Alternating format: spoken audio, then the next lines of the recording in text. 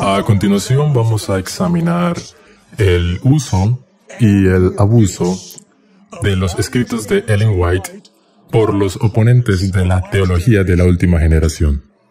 Algunas personas podrían decir que los que apoyan la teología de la última generación ocasionalmente usan mal los escritos inspirados. No podemos negar eso. Pero durante los próximos momentos vamos a examinar el caso en contra de la teología de la última generación, donde muchos hacen mal uso de los escritos de Ellen White. Pero antes de abordar este tema, es necesario dejar muy en claro un punto. El caso en contra de la teología de la última generación no solo tiene un problema con los escritos de Ellen White. El mayor problema con el caso contra la teología de la última generación es un problema bíblico. Y espero que la realidad esté clara para cuando este simposio termine. Lo que fue fascinante para mí es que mientras leía los libros más recientes que atacan la teología de la última generación, fue ver los diferentes métodos que al menos dos de los libros utilizan al tratar con los escritos de Ellen White. El más destacado de estos nuevos libros, escritos por un grupo de académicos, en su mayoría profesores del Seminario Teológico de la Iglesia Adventista, usan repetida y autoritariamente los escritos de Ellen White en un esfuerzo para apoyar su posición. Aunque mostraremos en el transcurso de estas reuniones, incluyendo esta misma, cómo las declaraciones que usaron son sacadas de contexto arbitrariamente, o al menos muchas de ellas lo son. A veces el significado obvio de estas declaraciones es simplemente ignorado, y muchas otras declaraciones que podrían haber sido atendidas son ignoradas por completo. Pero otro de estos libros, escrito por un prominente autor denominacional que desde que se jubiló adoptó un enfoque muy diferente a comparación al primer y más significativo libro. En sus palabras, Ellen White desaprueba el uso de sus propios escritos para resolver problemas teológicos. Vamos a volver a esta declaración de nuevo. Sin embargo, se observa con gran interés que cuando este autor en particular asume que una cita de Ellen White podría ayudarle, no tiene problema en usarla. Pero lo que tal vez algunos hayan pasado por alto al evaluar estos libros es el difícil dilema que enfrenta todo adventista del séptimo día al tratar de construir el caso en contra de la teología de la última generación. A aquellos que intentan hacer esto, básicamente se ven confrontados con dos opciones. Número uno, toman un enfoque no literal y no trascendente de los escritos inspirados. O, número dos, toman un enfoque trascendente literal, totalmente arbitrario, aunque selectivo, de los escritos inspirados. Déjame repasar eso ya que ahora está en la pantalla. Estas son las dos opciones a las que se han enfrentado. Enfoque no literal y no trascendente de los escritos inspirados, o un enfoque literal y trascendente, plenamente arbitrario pero selectivo, acercamiento a los escritos inspirados. Notarás que cuando he dicho aquí los escritos inspirados, no son solo los escritos de Ellen White. Estoy hablando tanto de la Biblia como de los escritos de Ellen White, porque hoy hay algunos en la Iglesia Adventista del séptimo día que están tratando de construir un caso en contra de la teología de la última generación y que están descartando la Biblia muy explícitamente cuando intentan hacer esto. Estas personas no toman la Biblia ni los escritos de Ellen White como autoridades. Escuche la siguiente declaración, escrita en un artículo online recientemente en la revista Spectrum. Este individuo se está quejando sobre el uso de los escritos de Ellen White, o no sobre los escritos de Ellen White, sino quejándose de cómo la teología de la última generación se abre camino en el folleto de la escuela sabática. Escucha lo que dice. La insistencia en la pureza doctrinal. Sabes, a esta gente no le gusta la pureza de ningún tipo. La insistencia en la pureza doctrinal se manifiesta al rechazar interpretaciones alternativas de la Biblia o de nuestras doctrinas. Los puristas doctrinales en la Iglesia definen nuestras creencias con tal detalle y precisión como para cerrar todas las lagunas que permiten otros entendimientos. ¡Gloria a Dios! La nueva redacción del 2010 de nuestro dogma de la creación en la creencia fundamental número 6 es un excelente ejemplo de esto. Si esta limitante idea de los comienzos del mundo hace que algunos quieran salir de la Iglesia, esto solo apoya nuestra idea acerca de la teología de la última generación, ya que los que se van de la Iglesia no eran lo suficientemente puros. Aprendemos de Pablo que la experiencia es el mejor maestro. No creo que esta gente haya leído con cuidado a Pablo, si piensan que eso es lo que enseñó. Por tanto, no debemos apuntar a purificar nuestras doctrinas. Entonces, ¿cómo es que Pablo le dijo a Timoteo que no permitiera que nadie enseñara doctrinas diferentes en 1 Timoteo 1:3? Tal cosa como la impecabilidad de la teología de la última generación es inalcanzable y se mantiene inalcanzable y nos mantiene en el desierto. Pablo advierte que, fuera de la cubierta de justicia de Cristo, todos nuestros mejores intentos de hacer el bien equivalen a nada. Vamos a descubrir que eso es mentira cuando estudiamos lo que Pablo dijo y otros autores bíblicos que enseñan sobre el tema. Por lo que debemos expresar nuestras creencias, afirma este autor, de manera que permitan el crecimiento y nuevas percepciones a medida que avanzamos. Así también, nuestro enfoque sobre las elecciones de estilo de vida, como lo que comemos o vestimos, no debe basarse en la pureza. Estas cosas no contribuyen a nuestra salvación. Amigos, si leen más de los artículos que son publicados en este sitio web en particular, encontrarán que su indulgencia moral va mucho más allá de lo que se come o se viste. Este sitio web en particular publica artículos repetidamente defendiendo la homosexualidad y el sexo prematrimonial, y una variedad de otras desviaciones de normas sexuales bíblicas. Pero el hecho es que si adoptas este enfoque, al tratar de refutar la teología de la última generación, no vas a llegar muy lejos en la Iglesia. La gente que lee la revista Spectrum no está cerca de ser una mayoría en el movimiento adventista. Gracias a Dios por eso. Aparte de unos pocos círculos intelectuales, incluso en el adventismo occidental, este enfoque en particular simplemente no va a prosperar. Ninguna editorial oficial de la Iglesia, que yo sepa, imprimiría este tipo de liberalismo teológico extremo. Así que cuando llegue a las dos opciones de las que he hablado, con respecto a la estrategia para refutar la teología de la última generación, la preocupante es la segunda opción, que es la que la mayoría de los críticos de esta construcción doctrinal prefieren usar.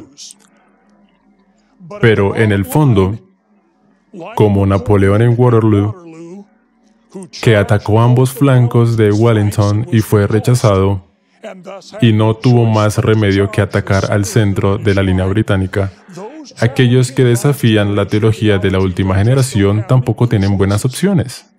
O se marginan dentro de la Iglesia, adoptando una visión muy liberal de los escritos inspirados, o usan la evidencia inspirada de manera selectiva. Por lo tanto, se abre a la eventual destrucción de su caso. no solo a través de la presentación de pruebas contrarias inspiradas presentadas por los defensores de la teología de la última generación, sino también por la demostración de armonía.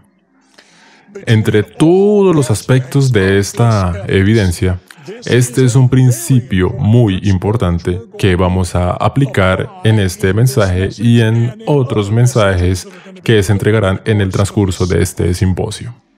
Pero ahora volvamos a la afirmación de un destacado crítico de la teología de la última generación, donde dice: Ellen White desaprobó el uso de sus escritos para resolver problemas teológicos.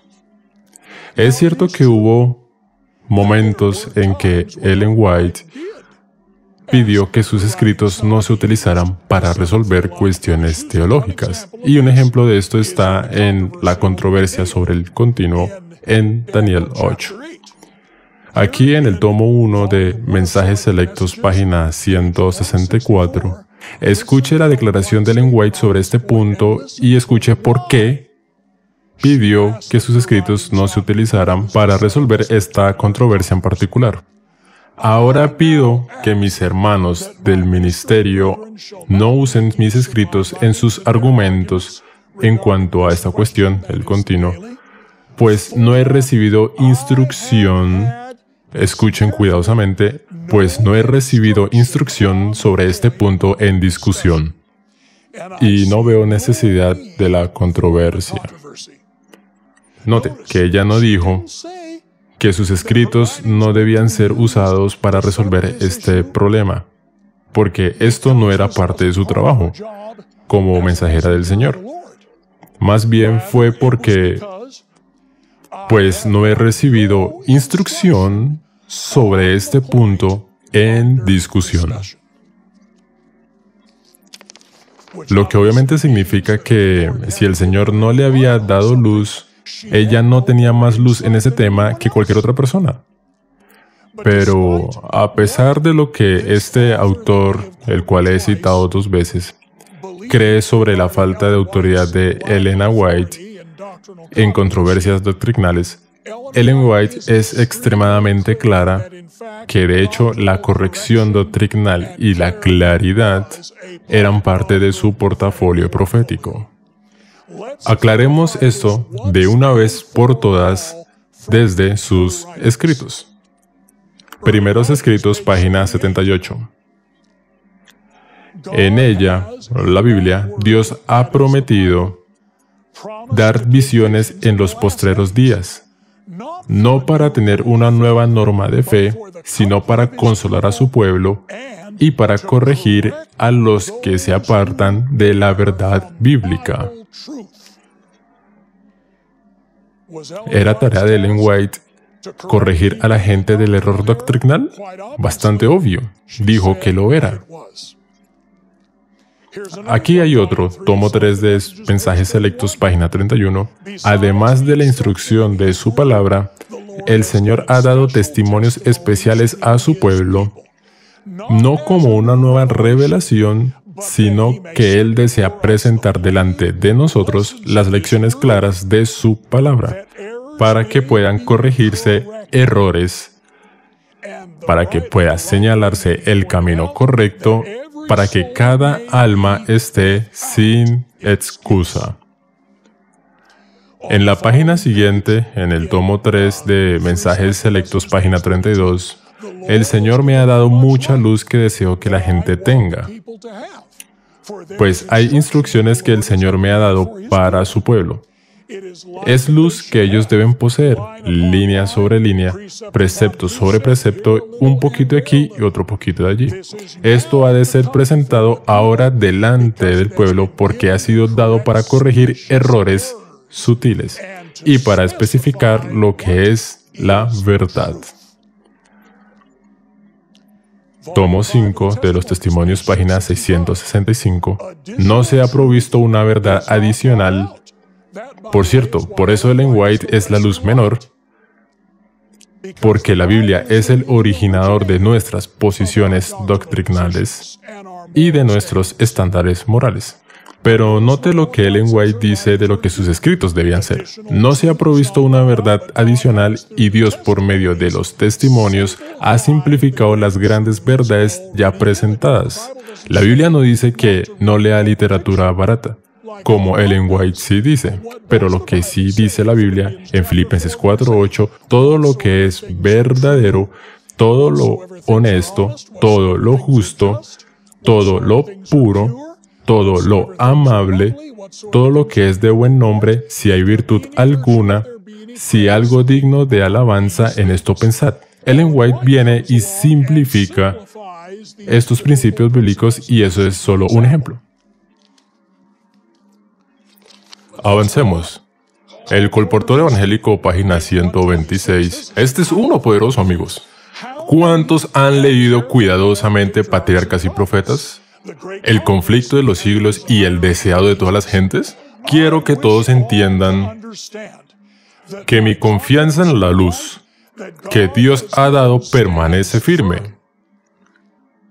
Porque yo sé que el poder del Espíritu Santo magnificó la verdad y la hizo honorable al decir, este es el camino, andad por él. En mis libros la verdad está establecida y protegida por un, así dice el Señor. El Espíritu Santo, escuchen esto, el Espíritu Santo grabó estas verdades en mi corazón y mi mente, en forma tan indeleble como la ley fue grabada por el dedo de Dios en las tablas de piedra. Esas palabras suenan bien autorizadas para mí. Tomo 2 de Dones Espirituales, página 98 y 99. Mi ángel acompañante me presentó algunos de los errores de los presentes, y también la verdad en contraste a sus errores. Ellos dicen que sus puntos de vista discordantes están de acuerdo con la Biblia, pero solo están de acuerdo con su opinión de la Biblia. Sus errores deben ser dejados y ponerse en armonía con el mensaje del tercer ángel. Nuestro encuentro terminó victorioso. La verdad ganó la victoria. Y necesitamos tener más reuniones como esa en la iglesia adventista hoy en día. Tomo 5 de los Testimonios, páginas 655 y 656, albergaban graves errores de doctrina y práctica. Dios me reveló esos errores en visión y me mandó a sus hijos que erraban para declarárselos. Obreros Evangélicos, página 302. En aquel tiempo, ella está hablando de nuestra experiencia temprana como pueblo. Se nos presentaba un error tras otro. Ministros y doctores traían nuevas doctrinas. Solíamos escudriñar las Escrituras con mucha oración y el Espíritu Santo revelaba la verdad a nuestras mentes. El poder de Dios bajaba sobre mí y yo recibía capacidad para definir claramente lo que es verdad y lo que es error. Es difícil leer cualquiera de estos pasajes y llegar a la conclusión de que Ellen White no creía que tenía un rol en el esclarecimiento y corrección de la doctrina. Es por esta razón que la última sesión de la Conferencia General aclaró su posición sobre la autoridad doctrinal de Ellen White. ¿Sabes? Es nuestra declaración anterior sobre la autoridad de Ellen White que teníamos antes, y si buscas en el Manual de Iglesia, edición 2010, encontrarás que los escritos de Ellen White se describen como una fuente de verdad continua y autorizada. Y esa es una buena declaración. Pero en San Antonio, California, aclaramos aún más esta afirmación. Y dice que sus escritos hablan con autoridad profética. ¿Cuál es la diferencia entre estas dos? Pastores de la iglesia, ministros, académicos y teólogos son una fuente autorizada de la verdad, pero es solo una autoridad humana. La nueva declaración que dice que sus escritos hablan con autoridad profética está a un nivel completamente diferente, porque los profetas tienen autoridad que nadie más en la comunidad humana tiene.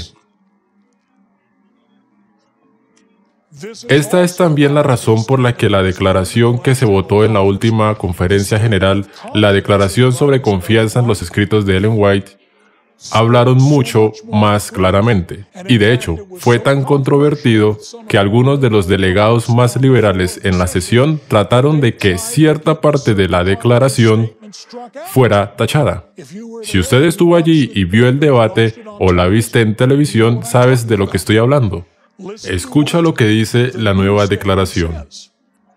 Reafirmamos nuestra convicción de que sus escritos son de inspiración divina, verdaderamente centrados en Cristo y basados en la Biblia. En lugar de reemplazar la Biblia, elevan el carácter normativo de la Escritura. Y escuche con atención. Y corrigen las interpretaciones inexactas de ella, de la Biblia, derivadas de la tradición, la razón humana, la experiencia personal y la cultura moderna, al igual de lo que estábamos hablando en mi presentación anterior esta mañana. Un delegado europeo presente en la sala hizo la moción para eliminar esa última cláusula de la declaración. Alabado sea el Señor. Su moción fue abrumadoramente derrotada. Así, la declaración que tenemos ahora dice muy claramente que los escritos de Ellen White tienen el propósito de corregir errores de cultura, tradición y teología que pueden infiltrarse entre nosotros. Ahora, la pregunta que algunas personas harán es, si la Biblia es su propio intérprete, ¿por qué necesitamos que Ellen White venga a interpretarnos la Biblia? La respuesta es realmente muy simple. Dios necesita repetirnos las cosas, porque muchos no escucharon la primera vez, y vas a escuchar mucha repetición durante este simposio. Sabes, a los académicos en el mundo académico no les gusta la repetición, porque piensan que les hace ver poco inteligentes. Pero hay gente corriente como expertos en publicidad que trabajan en el mundo político o en el mundo empresarial y probablemente lo has visto en medio de la campaña política que hay ahora mismo, probablemente los has visto si miras la televisión. ¿Cuántos de estos comerciales se repiten una y otra vez? Y adivina por qué. Porque se necesita tiempo y repetición para que estas cosas lleguen a la gente. Y Dios tiene que usar el mismo método. Escuche por qué Ellen White dice que esto es necesario. En Patriarcas y Profetas, página 364, si el hombre hubiera guardado la ley de Dios, tal como le fue dada a Adán después de su caída, preservada por Noé y observada por Abraham, no habría habido necesidad del rito de la circuncisión. Lo que hemos visto en esta declaración es cómo Dios ha tenido que repetir lo dicho con mayor claridad, una y otra vez. Sigamos. Y si los descendientes de Abraham hubieran guardado el pacto del cual la circuncisión era una señal, jamás habrían sido inducidos a la idolatría, ni habría sido necesario que sufrieran una vida de esclavitud en Egipto. Habrían conservado el conocimiento de la ley de Dios y no habría sido necesario, escuchen esto, proclamarla desde el Sinaí o grabarla sobre tablas de piedra. Y si el pueblo hubiera practicado los principios de los 10 mandamientos, no habría habido necesidad de las instrucciones adicionales que se le dieron a Moisés. ¿Nota cómo Dios ha tenido que repetirlo una y otra vez? Porque la gente no estaba escuchando su instrucción anterior.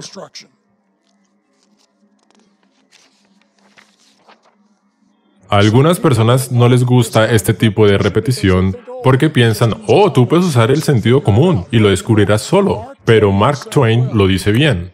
El sentido común no es común. Esta es la razón por la que el Señor tiene que dar su consejo una y otra vez. Escuchen cómo Ellen White explica esto en el tomo 5 de los Testimonios, página 664. Pero pocos de entre vosotros saben realmente lo que contienen los testimonios. No estáis familiarizados con las Escrituras. Si hubieseis dedicado a estudiar la palabra de Dios con un deseo de alcanzar la norma de la Biblia y la perfección cristiana, que es lo que vamos a estudiar esta semana, no habréis necesitado los testimonios. Ahora, lo que haremos en los próximos momentos es observar varios ejemplos de cómo los escritos de Ellen White han sido abusados de una manera muy conspicua por los críticos de la teología de la última generación. Una de estas declaraciones, y estoy seguro que es muy familiar para las personas que conocen esta controversia, las personas que están viendo este simposio ahora, probablemente hayan escuchado esta declaración citada muchas veces. Está en tomo 1 de Mensajes Selectos, página 344.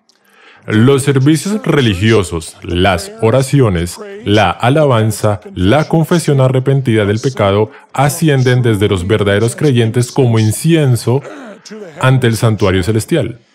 Pero al pasar por los canales corruptos de la humanidad, se contaminan de tal manera que, al menos que sean purificados por sangre, nunca pueden ser de valor ante Dios. No ascienden en pureza inmaculada. Y a menos que el intercesor que está a la diestra de Dios presente y purifique todo por su justicia, no son aceptables ante Dios. Todo el incienso de los tabernáculos terrenales debe ser humedecido con las purificadoras gotas de sangre de Cristo. Él sostiene delante del Padre el incensario de sus propios méritos, en los cuales no hay mancha de corrupción terrenal. Recoge en ese incensario las oraciones, la alabanza y las confesiones de su pueblo, y en ellas les añade su propia justicia inmaculada. Luego, perfumado con los méritos de la propiciación de Cristo, asciende el incienso delante de Dios, plena y enteramente aceptable. Así se obtienen respuestas benignas.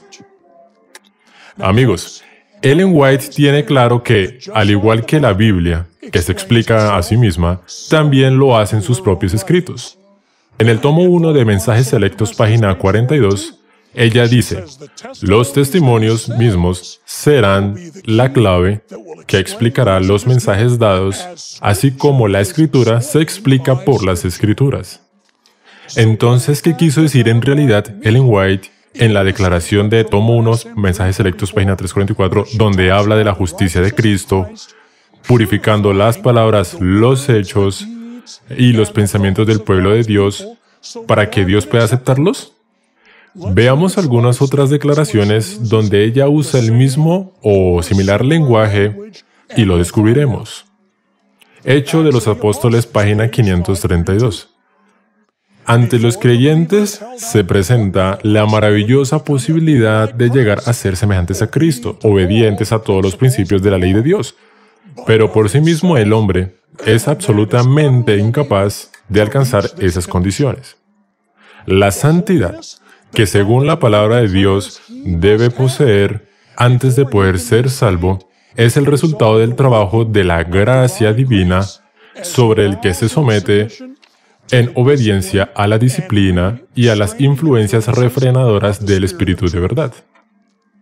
La obediencia del hombre, escuchen atentamente, puede ser hecha perfecta únicamente por el incienso de la justicia de Cristo, que llena con fragancia divina cada acto de acatamiento.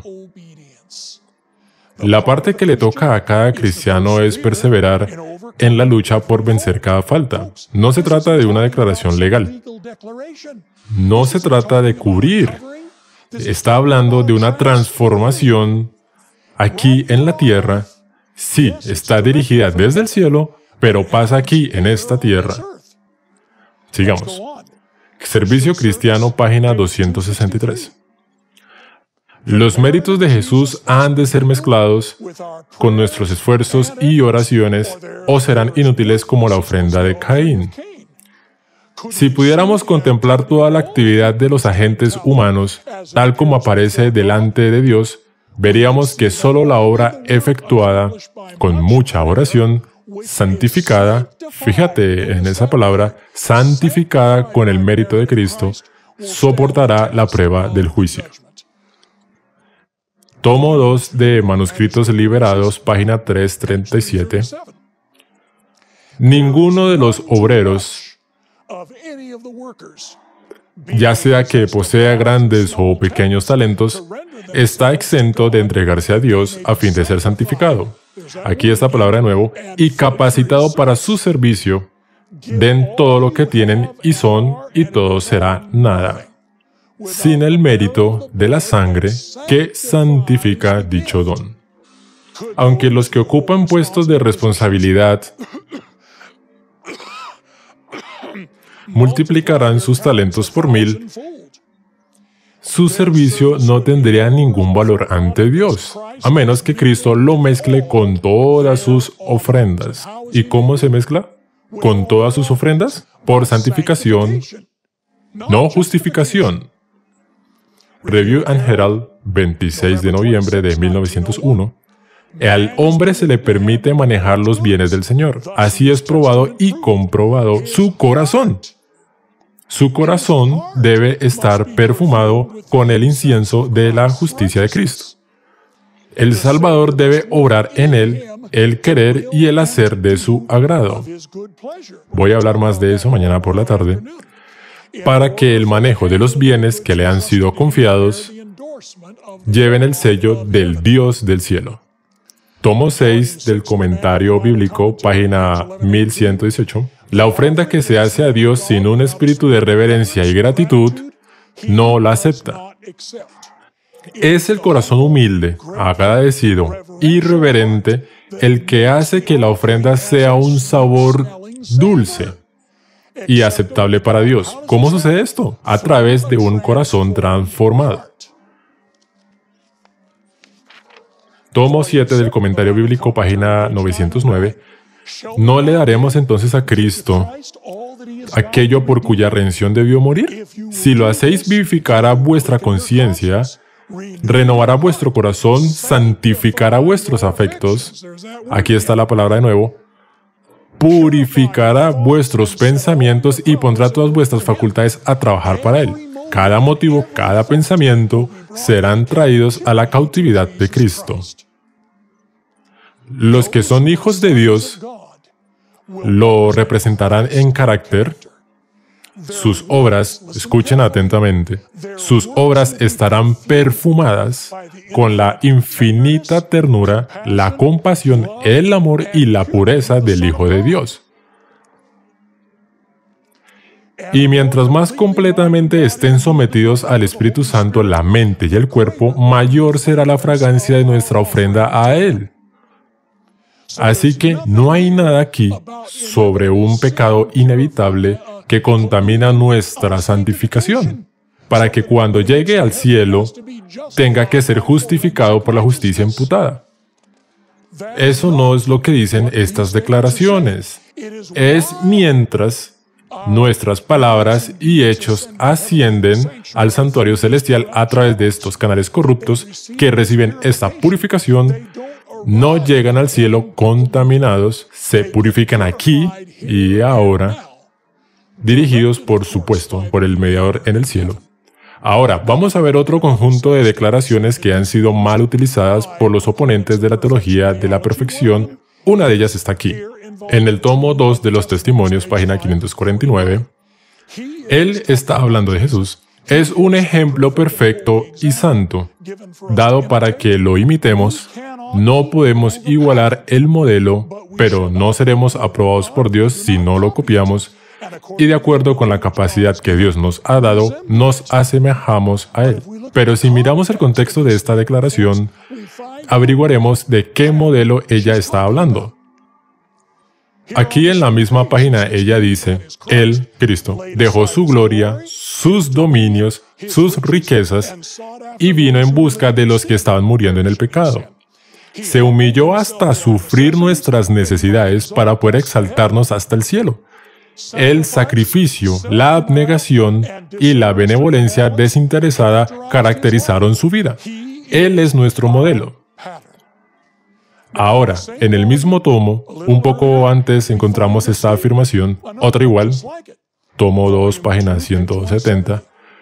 Nuestro Señor y Salvador dejó a un lado su dominio, sus riquezas y su gloria, y vino a buscarnos, para poder salvarnos de la miseria y hacer de nosotros seres semejantes a Él. Se humilló y tomó nuestra naturaleza para que pudiéramos aprender de Él, y al imitar su vida de generosidad y abnegación, pudiéramos seguirlo paso a paso hasta el cielo. No podemos ser iguales al modelo, pero podemos parecernos a Él, y de acuerdo con nuestra capacidad, orar de la misma manera. Ahora, escuche otra declaración más adelante en ese mismo tomo, y hay cerca de 8 de ellos en los escritos de Ellen White que usan este lenguaje. Tomo 2, página 628. Él dejó su gloria, su alto puesto, su honor y sus riquezas, y se humilló hasta compartir nuestras necesidades. No podemos igualar su ejemplo, pero debiéramos imitarlo.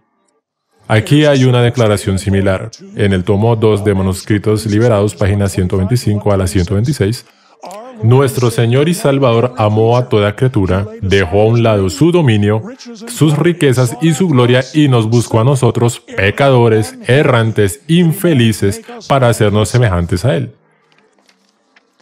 Se humilló a sí mismo y tomó vuestra naturaleza, y de eso vamos a hablar en la mañana, por cierto, para poder enseñarnos a ser puros, correctos de carácter y libres de toda impureza de pecado, para que podáis seguirle al cielo. Él sufrió más de lo que cualquiera de ustedes será llamado a sufrir. Lo dio todo por vosotros. ¿Qué has dado tú a Jesús por este gran amor? ¿Has practicado lo mismo con tus hermanos? ¿Has copiado su ejemplo en paciencia, en abnegación? No puedes igualar el modelo, pero puedes asemejarte a él.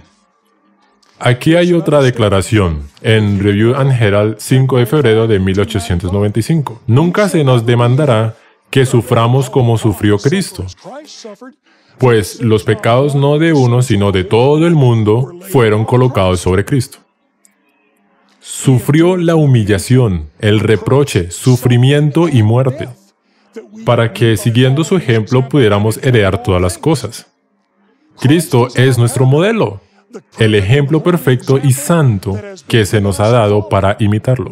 Nunca podremos igualar al modelo, pero podemos imitarlo asemejándonos a él conforme sea nuestra habilidad. Entonces, ¿cuál es el modelo del que habla Ellen White en sus declaraciones? Ella está hablando de la humillación, el sufrimiento y la condescendencia de Jesús. Ella no está hablando de una obediencia sin pecado. No podemos igualar el modelo que ella está hablando porque no tenemos el trono de Dios para dejarlo de lado. Los ángeles sin pecado tampoco pueden igualar el modelo. Aquí hay otra declaración de este tipo del tomo 16, Manuscritos Liberados, página 199. ¿Qué esfuerzos estamos haciendo como creyentes de la verdad impopular en la abnegación, en el autosacrificio? Nunca podemos igualar el modelo porque es la bondad infinita, practicada en su naturaleza humana. Sin embargo, deberíamos hacer esfuerzos decididos con todas las fuerzas de nuestro ser para seguir su ejemplo. Una vez más, ¿cuál es el modelo que no podemos igualar? La bondad infinita, porque no somos seres infinitos, tampoco los ángeles sin pecado. Ahora, vamos a ver un tercer ejemplo, y esta es la historia de Josué y el ángel, que encontramos en el tercer capítulo de Zacarías y en varios pasajes de los escritos de Ellen White. Esta es una ilustración muy popular que las personas que se oponen a la teología de la última generación han tratado de usar para tratar de probar que la obediencia perfecta no es alcanzable, ni siquiera por aquellos en el fin de los tiempos. Aquí hay otra declaración donde ella habla de esto en el tomo 3 de Mensajes Selectos, página 196. Jesús es perfecto. La justicia de Cristo les es acreditada a ellos y Él dirá, quitadle las vestiduras viles y vestidlos de ropas de gala. Jesús compensa nuestras inevitables deficiencias cuando los cristianos son mutuamente fieles, leales al capitán de las huestes del Señor y nunca traicionan lo que se les confió entregándolo en manos del enemigo. Serán transformados conforme al carácter de Cristo. Por supuesto, esto viene de la instrucción de que se le quiten las vestiduras sucias en Zacarías en el capítulo 3. Veámoslo. Y el ángel de Jehová amonestó a Josué, diciendo, así dice Jehová de los ejércitos, si anduviereis por mis caminos y si guardares mi ordenanza, también tú gobernarás mi casa, también guardarás mis atrios, y entre estos que aquí están te daré lugar. En otras palabras, incluso aquí en Zacarías 3 está claro que solo aquellos que han sido perfeccionados en carácter se les quitan sus ropas sucias. Esto no se trata de una continua cobertura imputada que oculta la transgresión continua del pueblo de Dios. Veamos el gran conflicto, página 484. Ellen White está hablando de este mismo incidente. Satanás está preguntando, ¿son estos los que han de tomar mi lugar en el cielo? ¿Y el lugar de los ángeles que se unieron conmigo? Mira los pecados que han señalado su vida. Contempla su egoísmo, su malicia, su odio mutuo. Los hijos de Dios han sido, nota el tiempo verbal, los hijos de Dios han sido muy deficientes en muchos respectos. Satanás tiene un conocimiento exacto de los pecados que él los indujo a cometer. Ellen White dice inmediatamente, citando a Satanás, ahora él señala la historia de sus vidas, los defectos de carácter, la falta de semejanza con Cristo, lo que deshonró a su Redentor, todos los pecados que les indujo a cometer. Ahora pasemos al tomo 5 de los Testimonios, página 469. Escuche lo que ella dice.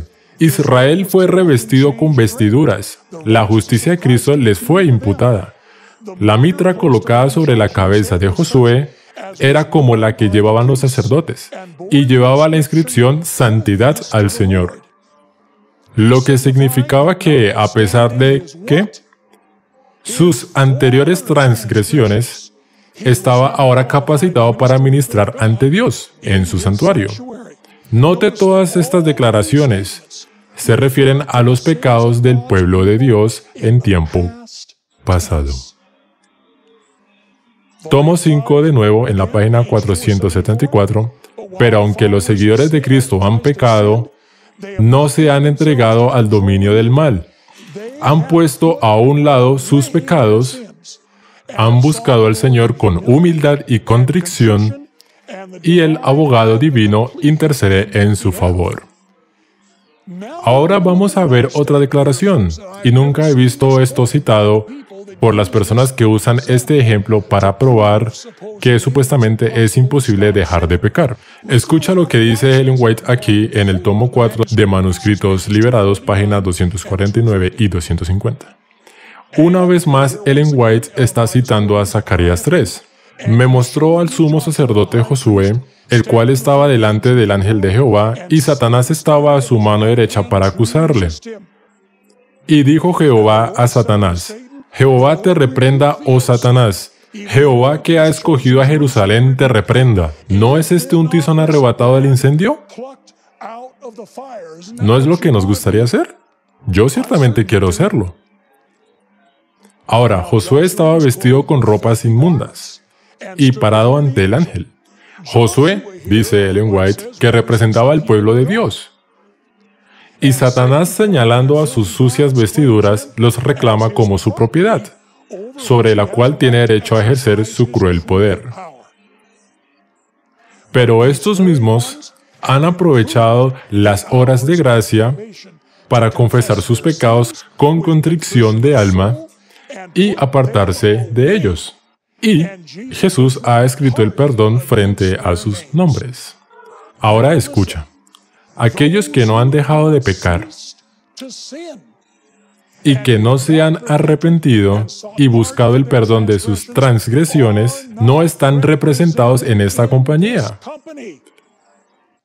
¿Por qué la gente no es consecuente cuando escriben esos libros? ¿Por qué no miran la evidencia?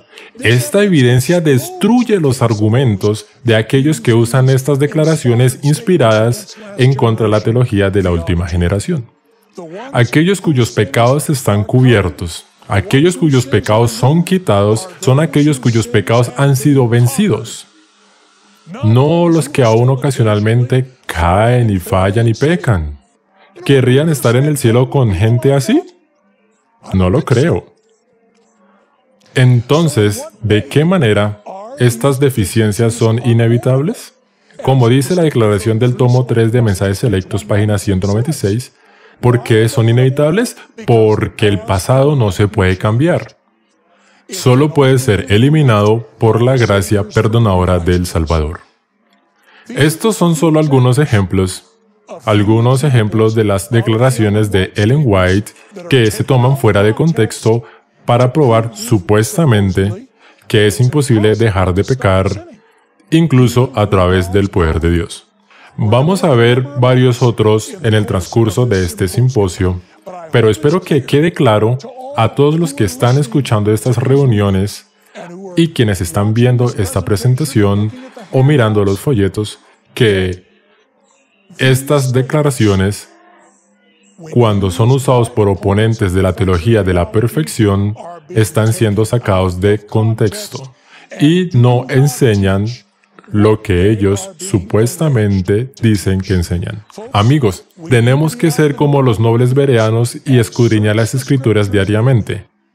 Escudriñar los escritos del Espíritu de la profecía y agradezco a Dios, veo que tengo unos minutos más, y agradezco a Dios que El Shaven se salvó de los incendios recientes, porque creo que es un símbolo que Dios quiere que sepamos que el regalo profético sigue estando seguro. Tenemos que meternos en esos libros. Necesitamos estudiarlos como nunca antes. Encuentro gente estudiando todo tipo de cosas. Libros devocionales para hombres, libros devocionales para mujeres, libros devocionales para parejas, todo tipo de materiales sin inspiración. Y sin embargo, estos libros devocionales de la profeta, como En lugares celestiales, hijos e hijas de Dios, Nuestra elevada vocación a fin de conocerle, un montón de otros que podrían mencionar, esos son los que necesitamos leer y estudiar. Porque si lo hacemos, no tendremos confusión en nuestros corazones o mentes sobre los asuntos de salvación que estaremos considerando en estas reuniones. Padre Celestial, tú eres el Maestro de todas las cosas, y alabamos tu nombre por estos consejos escritos, por los cuales todo en nuestras vidas, todo lo que leemos, todo lo que escuchamos puede medirse. Que podamos encontrarnos entre aquellos que lo harán. Llegar a cada punto, como Ellen White dice en una declaración, soportar cada prueba y vencerán, a cualquier precio que sea. Han escuchado el consejo del testigo fiel y recibirán la lluvia tardía y estarán preparados para la traslación. Oramos para estar entre esa compañía, querido Señor. En tu nombre y por tu amor. Amén.